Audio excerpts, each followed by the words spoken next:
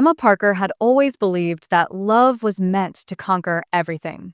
To her, love wasn't just a word, it was a promise, a heartbeat, a forever. And on that bright Saturday morning in June, her forever finally seemed within reach. The sunlight streamed through her bedroom window, reflecting off the delicate white lace of her wedding gown. The air smelled of fresh roses and vanilla candles. Her friends were rushing around, laughter echoing through the room as they fixed her hair and makeup.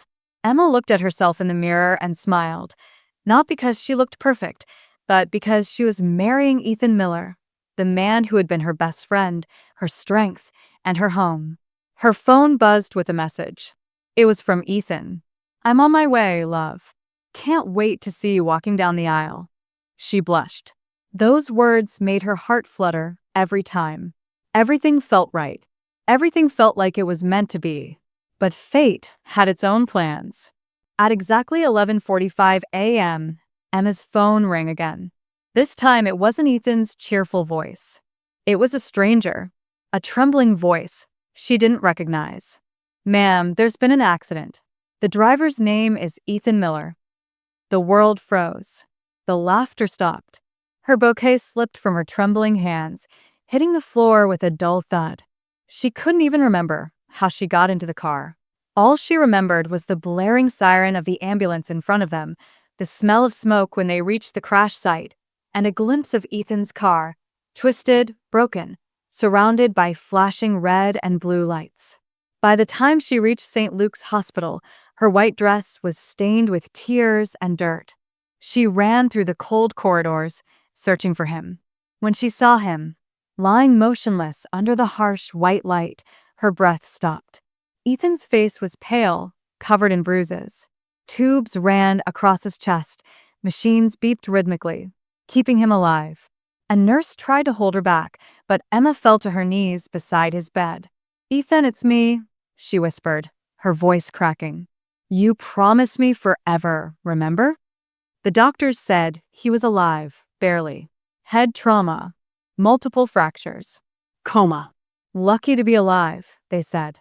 But to Emma, luck was a cruel joke. That day, instead of walking down the aisle, she signed hospital papers. Instead of exchanging rings, she prayed for a heartbeat.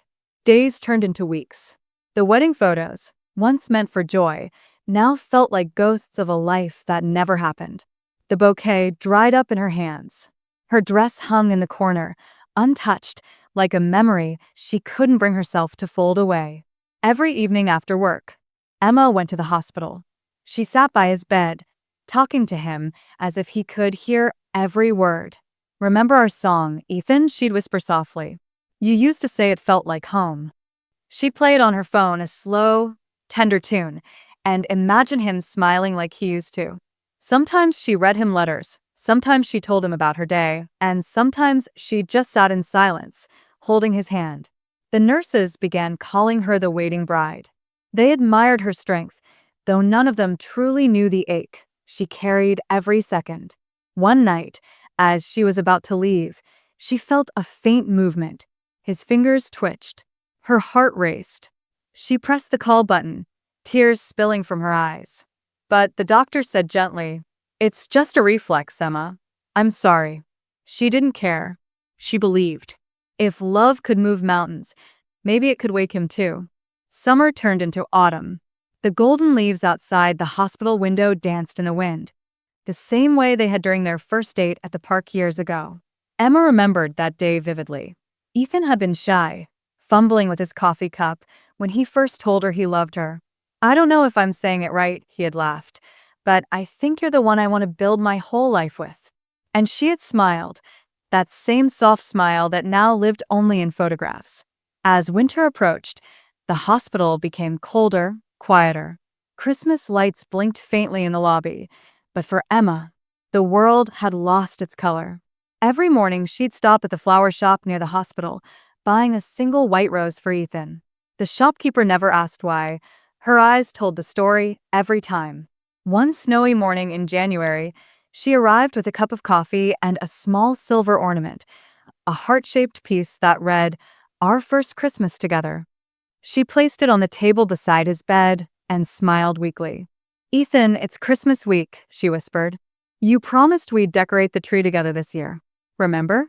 She kissed his forehead and opened the notebook, the book they had once read together on rainy afternoons.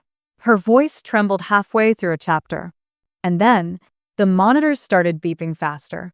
The room filled with panic. Nurses rushed in, followed by a doctor.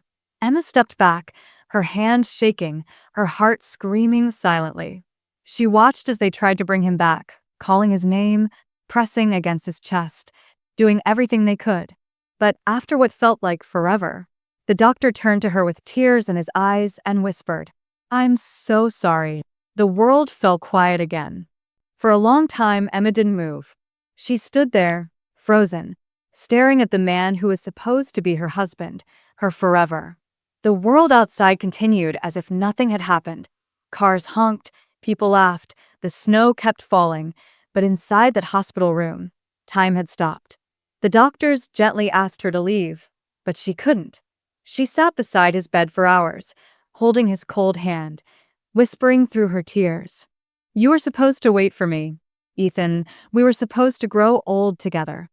When she finally left, dawn was breaking.